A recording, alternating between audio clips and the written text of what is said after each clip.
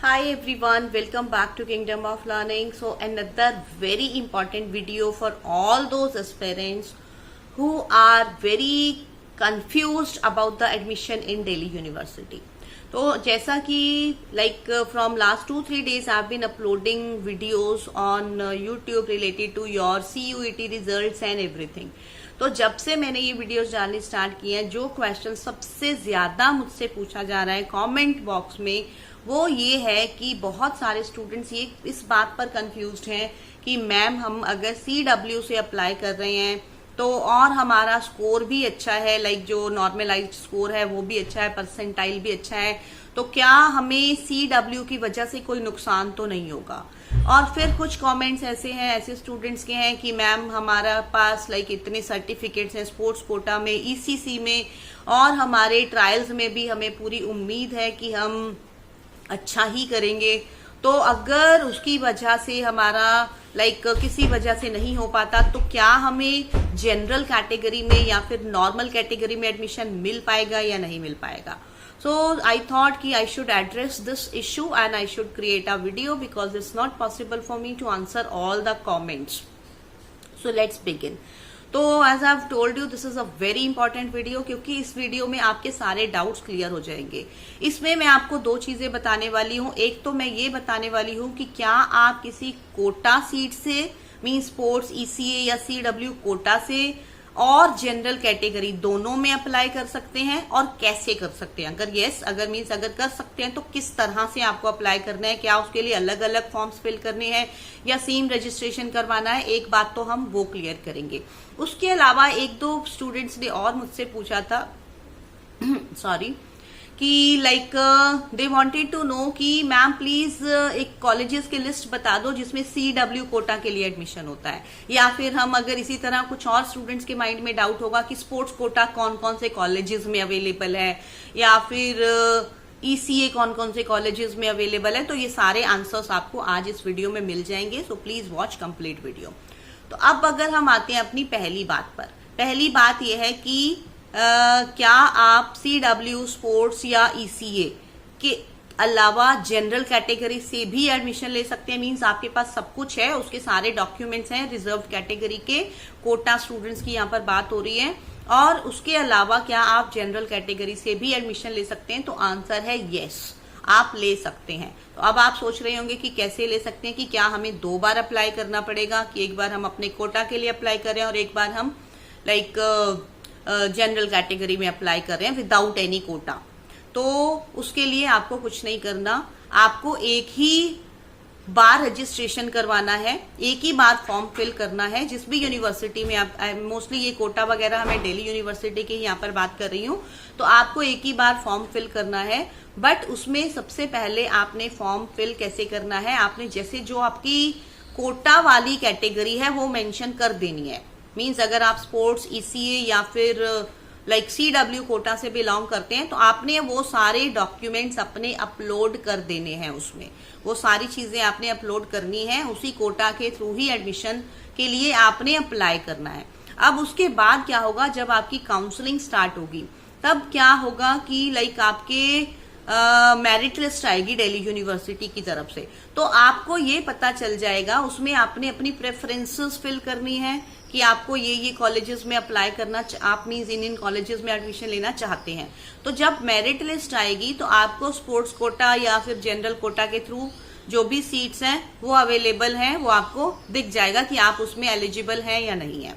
तो उसके अलावा भी जैसे पहले कट ऑफ्स आती थी, कट ऑफ्स कैसे आती थी, कट ऑफ ऐसे आती थी कि फॉर एग्जांपल अगर हम एक कॉलेज सपोज हंसराज कॉलेज ले रहे हैं कि उन्होंने एक पर्टिकुलर सब्जेक्ट में उनकी फर्स्ट लिस्ट में जो कट ऑफ जा रही है वो 100% पे जा रही है, मीन जितने भी स्टूडेंट्स 100% वाले होंगे वो उस कॉलेज में एडमिशन लेने के लिए एलिजिबल होंगे। तो सेम चीज आपके साथ होगी, मीन्स आपको कोटा के थ्रू भी एडमिशन मिलेगा और आपको जनरल के थ्रू आपके जो नॉर्मलाइज्ड स्कोर है उसके थ्रू भी एडमिशन मिलेगा। तो इसी तरह से ही फिर आपकी लिस्ट बनेगी और उस लिस्ट के अकॉर्डिंग मतलब आपका 2 मेरिट लिस्ट में हो सकता है नाम आ जाए, एक जनरल में भी आ जाए और एक स्पोर्ट्स कोटा वाले में भी आ जाए। उसके बाद अब आपको ये देखना होगा कि आपको स्पोर्ट्स वाले से बेनिफिट हो रहा है या फिर आपको जनरल वाले से बेनिफिट हो रहा है, कि आपको पसंद का कॉलेज कौन सा है।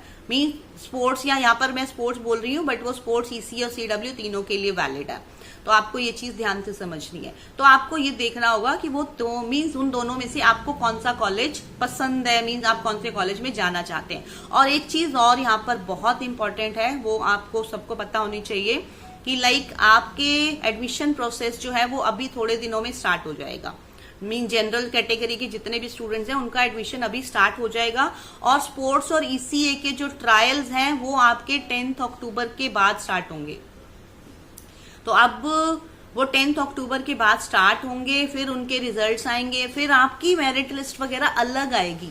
पहले जनरल वालों की आनी स्टार्ट हो जाएगी। तो उसके लिए आपने क्या करना है, आपने या तो फिर उसमें जनरल वाले में एडमिशन ले लेना है। अगर आपको कोई अच्छा सा कॉलेज मिल रहा है तो आप उसमें एडमिशन ले सकते हैं, बट उसके बाद कोटा के थ्रू आपका मोस्टली अपग्रेडेशन ही होगा, क्योंकि आपको वहां पर एक चीज का बेनिफिट मिल रहा है। तो आपको वो बेनिफिट लेने के लिए आपका कॉलेज ऑब्वियसली अपग्रेड हो जाएगा, तो आप उसको अपग्रेड करवा सकेंगे बाद में। आपकी जो फीस होगी एक कॉलेज की अगर आपने पे कर रखी है तो वो एडजस्ट हो जाती है। मतलब दिल्ली यूनिवर्सिटी में ऐसे ही होता है, पहले भी ऐसे ही होता था, आई थिंक अभी भी ऐसे ही होना चाहिए कि आपकी फीस जो है वो एडजस्ट हो जाएगी। अगर आपकी फीस लाइक कम आपने पे कर रखी है तो आपको थोड़ा सा और पे करना पड़ सकता है, अगर किसी कॉलेज की फीस थोड़ी बहुत ज्यादा है तो।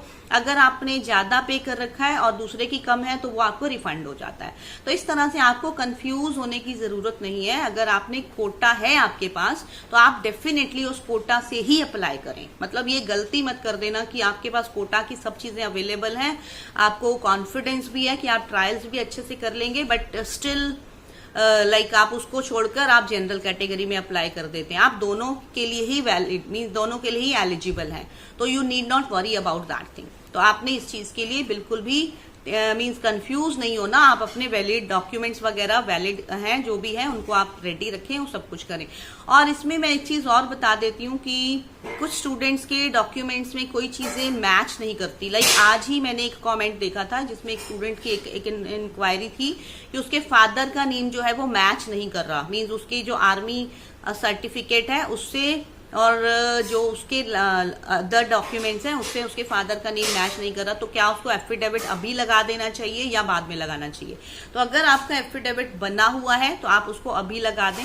मीन्स अगर इसके लिए मैं एक अलग से कुछ वीडियो भी बना दूंगी, बट स्टिल अगर आप वो बच्चा देख रहा है या जो जिन बच्चों की ये प्रॉब्लम है अगर आप देख रहे हैं तो उसका सॉल्यूशन यही है कि आप एक एफिडेविट बनवाते हैं कि हाँ ये मेरे फादर ही हैं, इनका इस चीज में ये नाम है, बाय मिस्टेक हो गया था या जो भी था, और अब मीन्स इस डॉक्यूमेंट में इनका नाम ये है, तो उससे आपको प्रॉब्लम नहीं आएगी। तो ये चीज हो जाएगी आपकी। अब हम आ जाते हैं अपनी दूसरी क्वेरी पे कि CW कोटा, स्पोर्ट्स कोटा या ECA कोटा कौन कौन से कॉलेजेस में अवेलेबल है। तो पहले अगर हम बात करें CW कोटा की, तो CW कोटा सभी कॉलेजेस में 5% सीट्स जो हैं वो रिजर्व्ड होती हैं CW कोटा के लिए।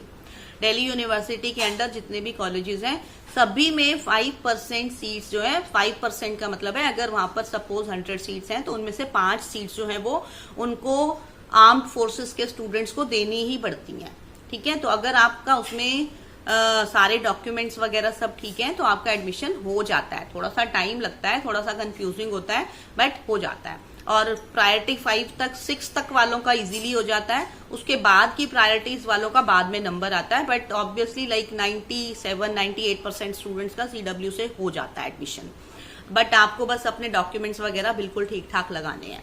उसके बाद अगर हम बात करें स्पोर्ट्स और ECA की, तो वो उसके लिए लाइक आपको ये देखना होगा कि जो भी स्पोर्ट आप खेलते हैं, मीन सपोज आप एक क्रिकेट के प्लेयर हैं, तो क्रिकेट का प्लेयर ऑब्वियसली वही कॉलेजेस ढूंढेगा जिसमें कि क्रिकेट खेला जाता हो। मीन्स हर कॉलेज में हर गेम हर स्पोर्ट तो नहीं खेला जाता ना। Same goes with ECA activities. तो आपको जिस एक्टिविटी में आप अच्छे हैं, जिस एक्टिविटी में आप पार्टिसिपेट करना चाहते हैं, क्योंकि स्पोर्ट्स और ईसीए के बाद क्या होना है, वो आपको एडमिशन ऐसे ही नहीं दे रहे, उसके बाद वो अपने कॉलेज की टीम में भी आपको ऐड करेंगे ताकि आप आगे के लेवल्स पे उनके कॉलेज को रिप्रेजेंट कर सकें।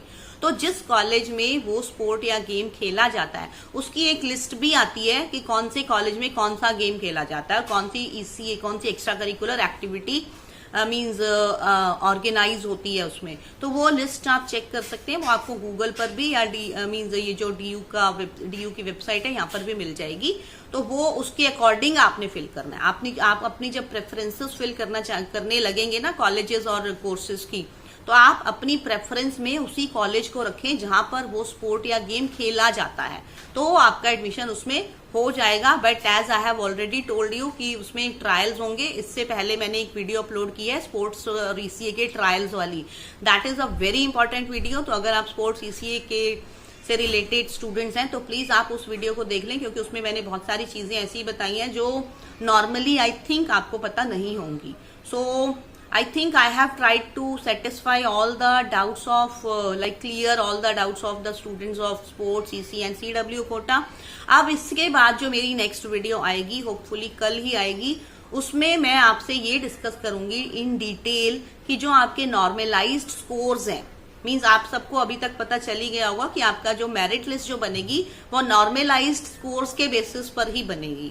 तो वो नॉर्मलाइज स्कोर्स जो है वो आपके कम हो गए हैं। ऑब्वियसली बहुत सारे बच्चों के कमेंट्स आ रहे हैं कि वो रो रहे हैं कि लाइक हमारा पहले परसेंटाइल अच्छा था बट अब नॉर्मलाइज स्कोर से कम हो गया है। तो उसका आपके एडमिशन पर क्या इफेक्ट पड़ेगा, क्या उससे कोई फर्क पड़ेगा भी या नहीं पड़ेगा, वो अब कल की वीडियो में आएगा। तो please stay tuned for that video, subscribe to the channel and please like and share this video with maximum number of people. Thank you so much.